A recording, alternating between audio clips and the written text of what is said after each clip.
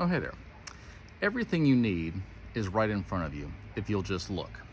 Now, let me tell you a couple different ways why this is true, okay?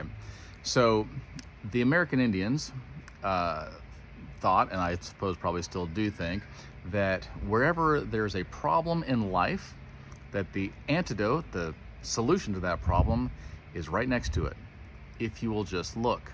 Okay, so for example, and we all know I have a problem with poison ivy. Wherever poison ivy grows, jewelweed grows, and I think there's another thing also, and they always grow near each other. So if there's one, then there's the other. And if you touch poison ivy and you're like, oh no, this is gonna be bad, look for jewelweed. It's probably right there. Take that and rub it on there, and it is the antidote for that. Now, oftentimes in my case, I don't see it and I'm an idiot. Nevertheless, also in video games, okay? I don't really play video games anymore because I'm way too busy for that stuff. But in a video game, I think it's interesting that you are meant to win the video game, right? Like, it's supposed to be challenging, it's supposed to be hard, but you're meant to win it. Like, there's not just a level and you're like, well, you can't make it past level 2. There's just no way. There is a way. You just keep looking, right? You might have to find something. You might have to do something, but there's a clue, and pretty soon you'll be like, oh, and it's telling me the whole time what to do on the next step. You're like, yeah, it is. Also, when you get more advanced into the video game, whatever this may be, you don't need the kung fu grip kick whatever thing until you need it. And then you can't pass until you use it, because you need to learn how to use it, because you're gonna need that for the rest of the game. Up until that point, you didn't need it. Now you do need it. They're gonna force you to use it. Something's gonna happen that's gonna force you to use this thing. It's gonna keep reminding you, hey, use the kung fu grip kick, whatever thing. I'm not good at video games. And then you're gonna do it and go, oh, that's how that works. It's be like, yeah, you're gonna be using that for the rest of the game. Also, sometimes there's boss fights. Sometimes there's bigger fights than regular. You just think, all I wanna do is just coast through life. I want it to be easy. Well, it's not gonna be easy. And sometimes it's gonna be really hard. Sometimes you're gonna have to fight some big battles. But everything that you need is provided for you. Literally everything.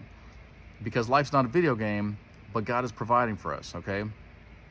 We only see a certain part of things, but God is orchestrating everything behind the scenes, probably right in front of us, and we just don't have eyes to see it. And whatever it is that you need, the answer will be right there. Now, I have been testing this theory for decades, to be like, am I just making this up? Because I've never heard anybody else talk about it. And it's always proven true. When I'm like, this is an impossible situation, there's no way we can possibly conquer this.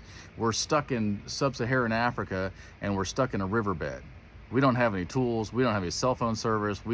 How in the world can we possibly get out of here? And then I'm like, hold on, let me find my center. Let's take a look around. What is our real problem here, okay?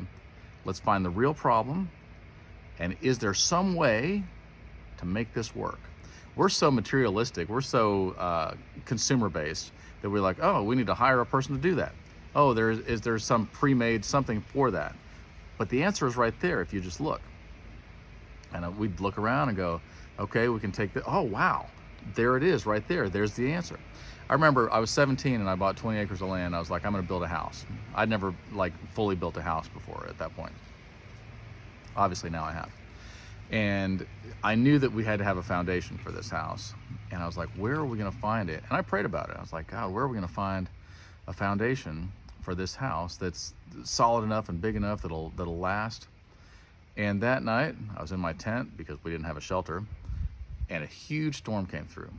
And a huge tree fell, and we heard it fall, and we're like, oh, that's a big tree. I mean, it was probably 4 or 5 feet in diameter. And the next morning we looked, and it was the perfect size and shape to cut up and make into our foundation.